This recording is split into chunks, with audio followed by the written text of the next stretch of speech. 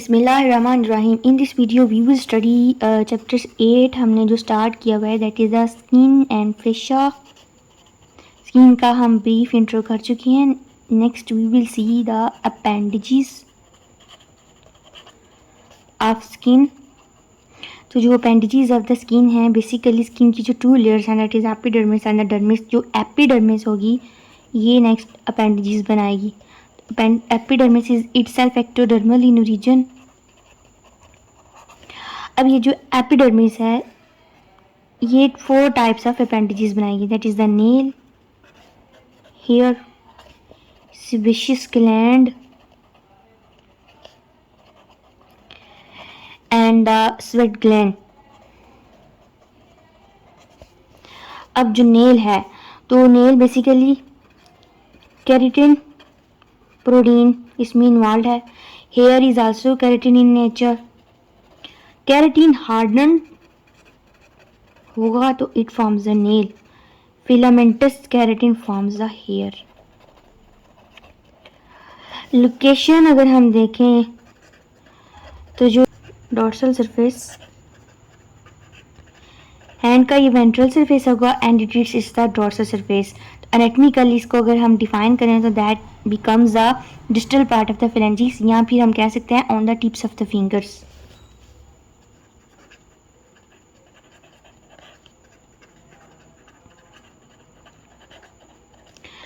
और hair almost all over the body present हैं।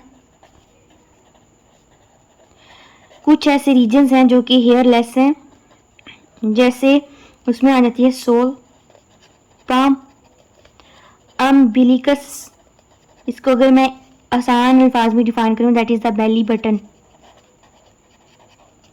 इसके अलावा male and female external genitalia में मेल में glands, penis, there are no hairs there, and female में labia majora and the inner surface of labia majora and the labia minora. तो there are no hairs there.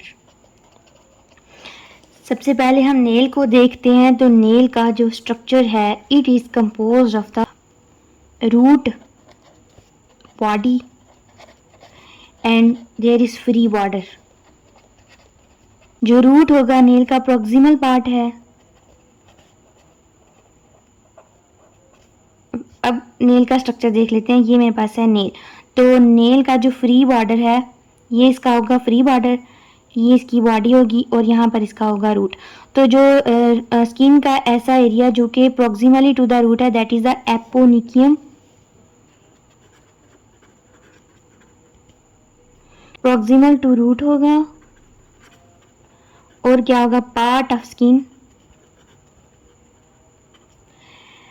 Root से पहले skin fold है, like ये skin fold, और इसके बाद क्या होगा, एपोनिकियम। उसी तरह जो फ्री बॉर्डर है, free border is attach to the skin with the help of the hyponychium. और बॉडी क्या होगी, between the hyponychium and the eponychium there is the body. अब lateral part of the root पर अगर हम देखें तो लेटरली भी यहाँ पर स्किन का एक फोल्ड है, वो बॉडी ऑफ द नेल के साथ ओवरलैप कर रहा है। तो स्किन का वो फोल्ड जो कि नेल के साथ ओवरलैप करता है, that is called as the nail fold. अब ये जो नेल फोल्ड है, ये बॉडी ऑफ द नेल के साथ ओवरलैपिंग करके यहाँ पर एक ग्रूव बना देगा, that is called as the nail groove.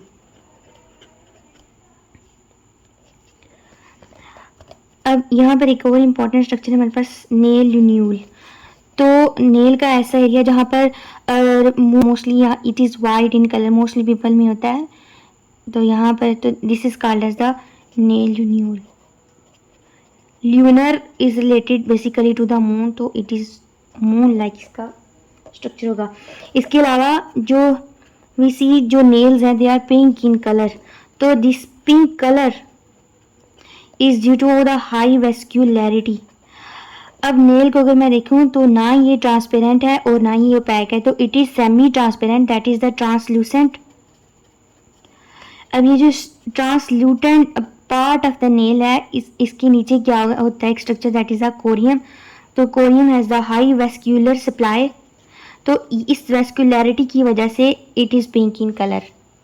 इसके अलावा जो मिडल फिंगर के जो नेल है, middle finger nail, it grows faster than the rest of the nails of the fingers. अब मिडल फिंगर को अगर मैं देखूं तो it is the longest finger of the hand. तो जो नेल की जो ग्रोथ है it depends on length of bone. longer the bone, faster the nail grows। तो इसी वजह से जो मिडल फिंगर है longest finger then the rest of the fingers of the hand. अगर हम फुट के साथ कंपेयर करें तो जो नेल्स ऑफ टोज हैं और नेल्स ऑफ फिंगर्स हैं तो उनमें ग्रोथ किसकी फास्ट होगी, दैट ऑफ द फिंगर्स। क्यों, these are longer than the toes. उसके बाद हम स्ट्रक्चर देखते हैं हेयर का। Filamentous keratin. और हमने देख लिया कि कुछ ऐसे रीजन्स हैं जहाँ पर हेयर नहीं है। तो हेयर का स्ट्रक्चर हम देखें, इसको ज़्यादा हम डेप्थ में नहीं देखेंगे, बेसिकली हम देख लेते हैं कि पास है root, hair bulb and shaft. अब जो हेयर का जो रूट होगा, फॉर एग्जांपल ये रूट है तो रूट के अराउंड क्या होगा, हेयर फॉलिकल। तो बेसिकली हेयर फॉलिकल एक शीट है of epidermis and dermis. Hair follicle के साथ कनेक्टेड होते हैं एरेक्टर पिली मसल्स हैं।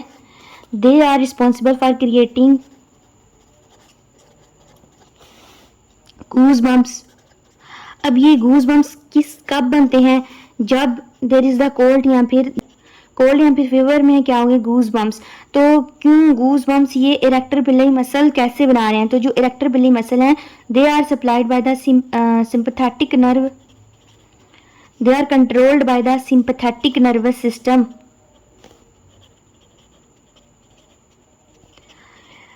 तो जो सिंपैथेटिक नर्वस सिस्टम है हमें पता है it becomes more active when there is the fear, fight या फिर flight। तो जैसे ही कंडीशन कोल्ड या फिर फेयर की क्रिएट हो जाएगी, सिंपैथेटिक नर्व्स फौरन से इरेक्टर पिली मसल को कर देंगे इरेक्ट, वो हो जाएंगी कंट्रैक्ट। तो जिसके रिजल्ट में there are the goose bumps. और गूज बम्प्स में क्या होता है, जो एक हेयर है वो एक एंड पर स्टैंड हो जाता है, it stands on one end। So that is actually the story of the goosebumps। कुछ स्पेशल टर्म्स हम यहाँ पर देख लेते हैं, जैसे लेनुगो एंड द विलस। तो जो लेनुगो होते हैं these are the primary hair and these are secondary hair. जो प्राइमरी हेयर होंगे these are present at birth, जो फीटस पर हेयर होते हैं। तो बेसिकली ये क्यों होते हैं, जो एमनियोटिक फ्लूइड में फीटस प्रेजेंट होता है तो वहाँ से सब्सटेंसेस से फीटस को बचाता है, that are the primary hair. और उसके बाद आफ्टर बर्थ क्या होता है, and after you grow in size, तो जो प्राइमरी हेयर होंगे they are replaced by the secondary hair. Secondary hair mostly retained. कुछ ऐसे हो जाते हैं जैसे हेयर्स ऑफ द स्काल्प, उनकी जो एज है देर मोस्टली ऑफ द 4 years तक दे रिटेन रहते हैं।